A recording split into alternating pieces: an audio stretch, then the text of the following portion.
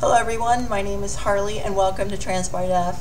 I know it's been a while and I do apologize.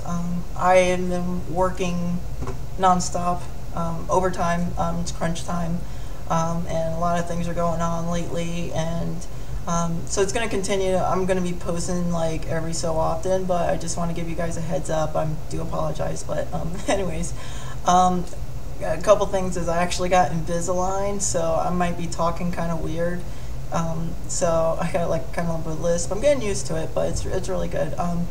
So anyways, I'm actually going out really soon, so that's why I'm kind of all spoofed up right now, you know.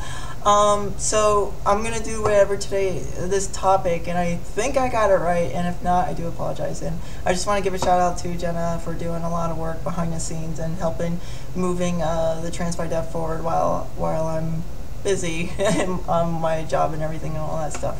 Do appreciate it, but I'll be back full time, but right now I'm part-time. So anyways, what would, if you had to do it over again, what would you have changed? What would you change, or something like that? So I hope that's it. Oh, okay, so anyways, I've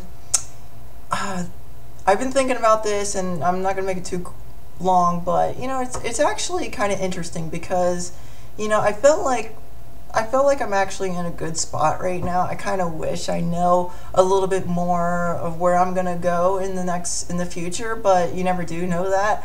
And now that you know where you're at, you kind of can see where mistakes you've done. But I don't think I really fell into too many mistakes. I think the only mistake I did was self-medicate. And the only reason why I say that is, yeah, I kind of argue the point because I feel like if I didn't self-medicate, I probably wouldn't push myself or be daring to actually come out more. So I think it kind of pushed the boundary a bit. So I can't really say if what would happen if I changed that. But the only thing I have about me self-medicating was I wasn't on the correct the dosage or anything. So that definitely set me back some time, because you know, it's like when you're self-medicating, you're not getting your blood checked and stuff like that, you don't know if you're on the right levels. And I think I wasted about a good year, 2 years, you know, on the wrong dosage. And so, you know, it's kind of like shit, you know. But that's kind of like the only thing I would probably change, would try to push myself to come out more early to my family and to see therapists and to do it right, and then to make sure, because there was another part that I felt like, oh man, I could have went around it, and it was I don't know if you guys remember one of my videos, but I said that progesterone actually lowered me and made me a little bit more depressed, and I think it did. But actually, what's funny is I'm actually back on it, but now I'm doing 10-day cycles rather than 31 days or whatever, you know.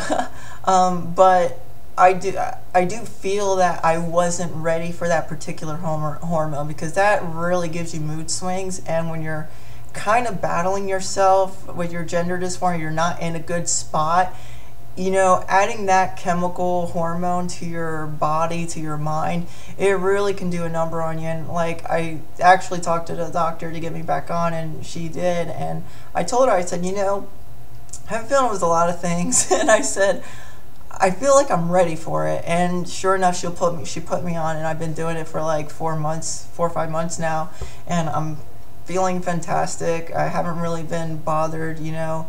You know, I keep it 10 days. I'm kind of scared going even more, but like if I had to do it over again, I probably would have postponed progesterone until I got into a position where I was like, well, now I'm really concentrating on the boob growth versus concentrating on my gender role in life. So yeah, and that's really kind of that.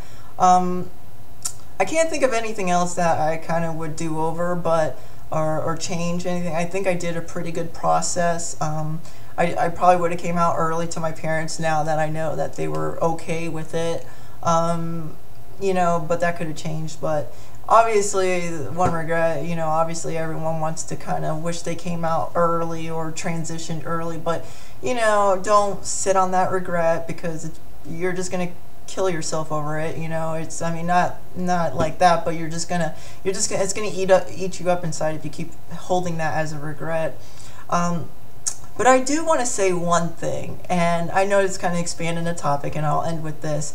But one of my favorite things about transitioning, and you're gonna laugh, it was actually the first development of the boob, and that was my favorite part of transitioning, is because when I took the hormone, I mean, it was just the first instance of hormones, really. It was like I felt like I was kind of going more sync, and you know, I felt like my brain was kind of rewiring a bit, and it really felt good. But to see the actual physical change, like I think it was this boob first, and it was remarkable. I mean, it was just like the first sign of it, where it just got hard at the, you know, at the nipple, and then it kind of grew, and it was just this lump, right, this small lump, and I was just like, oh my God, you know. And it was I don't know, that was my best part about, you know. And if I had to do it over again, I would love to go back to that part, because that was my favorite part of transitioning. It was just that surprise moment of like, holy shit, it's working, you know. But anyways, I'm gonna leave at that. I will poke my head in every once in a while. So I do apologize. You know, just busy. It's the time of year for me, and it starts early. You know. Anyways, I bid you all well, and yeah, bye.